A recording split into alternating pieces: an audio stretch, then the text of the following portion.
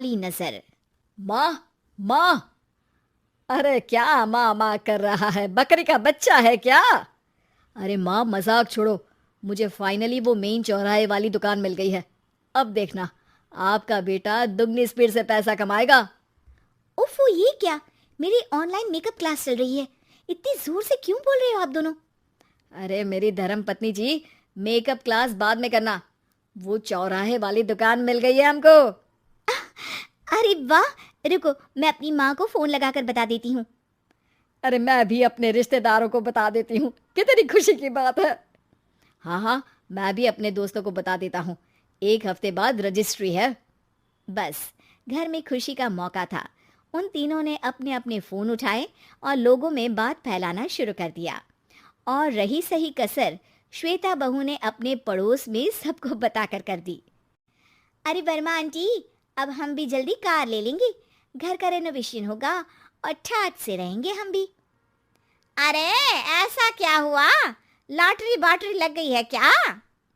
अरे, इस बार चौराहे वाली मॉल में हमको भी दुकान मिल गई है। दुकान नंबर 21, जो एकदम चौराहे पर है। अब ग्राहक बढ़ेंगे तो आमदनी भी बढ़ेगी ही ना। अरे वाह, कितनी खुशी की बात है। मैं बहुत खुश हूँ तुम्हें इतना खुश देख के। बाकी एक बात कहूँ, सबको मत बताते फिरना। किसी की नजर लग जाएगी तो खुशी की खबर वापस लौट जाएगी। हैं? ऐसे थोड़ी ना होता है। अब डरा रही हो? अरे सही कह रही हूँ। काली नजर कहते हैं इस चीज को, जब आप किसी को कुछ बताओ और वो काम बिगड़ जाए। अरे लेकिन मैं तो। तुमने सबको बता दिया ना? हाँ, फोन लगा लगा के। अब बच के रहना। काली नजर बड़ी खतरनाक होती है। श्वेता इतनी खुश रहती है कि वो वर्मा आंटी की बात पर ध्यान ही नहीं देती, जबकि पड़ोस में और भी लोगों से खुशी की खबर शेयर करती रहती है। अगले दिन राजेश बहुत दुखी होकर घर आता है। अरे बेटा, क्या हुआ? मुंह क्यों सूजा हुआ है? मधुमक्खी ने काट लिया क्या? माँ, वो दुकान किसी और के पास चली गई। किसी ने ज्यादा भाव लगा दिया। अरे पर बात तो आपसे हुई थी ना उस दुकान वाले की। हाँ, आज मैं टोकन अमाउंट देने गया था, तब मुझे पता चला। कोई आकर सुबह मुझसे पहले ही ज्यादा अमाउंट दे गया। काली नजर। क्या? क्या कहा?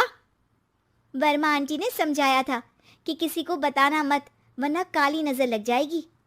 अच्छा, तुम्हें उनकी बात मान लेनी चाहिए थी। उनकी बात मान लेती, लेकिन उसके पहले ही सबको बता चुके थे ना हम तीनों। अरे अगली बार से ध्यान रखेंगे। कोई भी नई चीज होगी तो किसी को नहीं बताएंगे। तीनों कुछ दिन ऐसे ही रहते हैं, पर एक दिन श्वेता को एक मेल आता है। राजेश, मेरा ऑनलाइन मेकअप कोर्स कंप्लीट हो गया। अब मैं खुद का पार्लर खोल सकती हूँ। अरे वाह, अपने मोहल्ले में ही खोलते हैं। ये जो घर के सामने दुकान है ना, वहीं।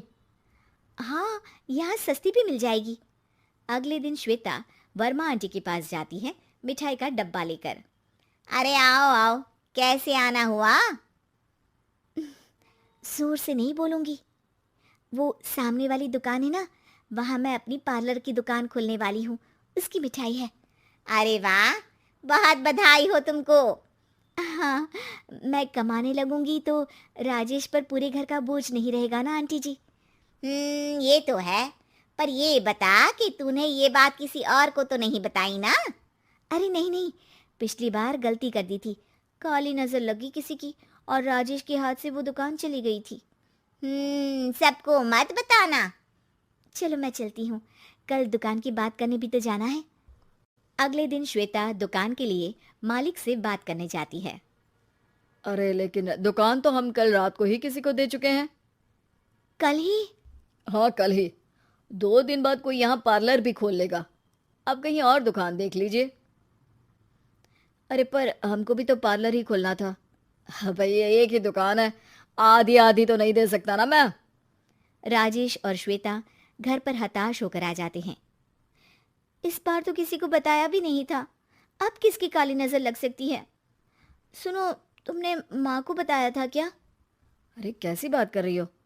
माँ की नज़र थोड़ी ना लगेगी। पक्का तुमने किसी को नहीं बताया था ना?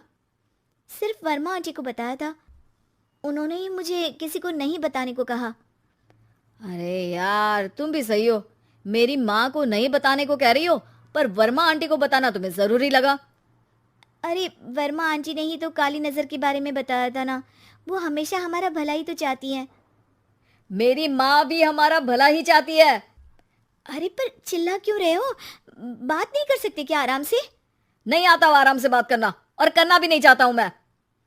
दुकान जाने का दुख गुस्से में बदल गया था और राजेश और श्वेता में बात बंद हो गई थी।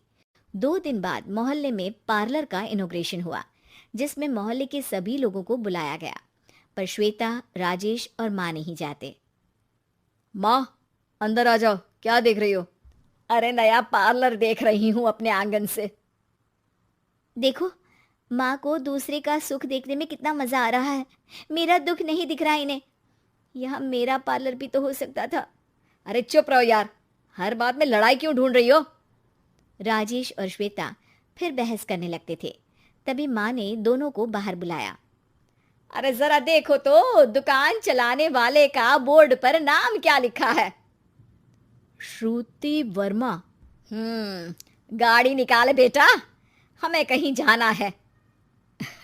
काली नजर का इलाज कराने? राजेश अपनी बाइक निकालता है। तीनों ट्रिपलिंग कर रहे हैं। माँ राजेश को उस मॉल वाली दुकान पर लेकर जाती है जहां राजेश अपनी दुकान खोलने वाला था। यही दुकान लेना चाहता था ना तू? हाँ, पर इनको भी दुखी करने लेकर आई हो क्या यहाँ पर दुकान दिखाकर? वहाँ काफी नहीं था? अरे श्वेता, थोड़ा सब्र रख, अभी पता चलेगा कि हम यहाँ क्यों आए हैं। बता, इस दुकान चलाने वाले का नाम क्या है? अनुपम वर्मा। कुछ समझ में आया? वो दुकान वाली श्रुति वर्मा, ये दुकान वाला अनुपम वर्मा, और हमारे पड़ोस में हमने उस दुकानों के बारे में बताया किसको था? वर्मा आंटी को। मतलब वर्मा आंटी ही हमारा काम बिगाड़ रही है?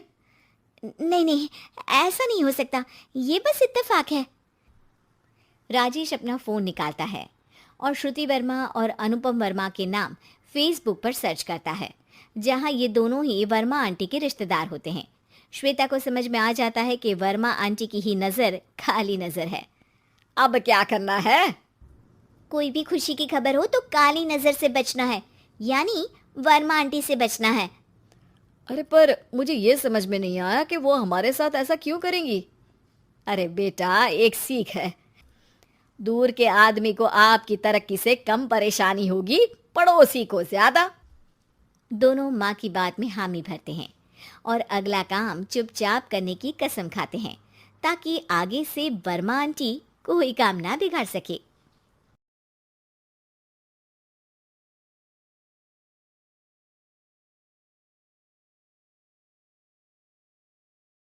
उम्मीद है कि आपको हमारी ये कहानी पसंद आई होगी।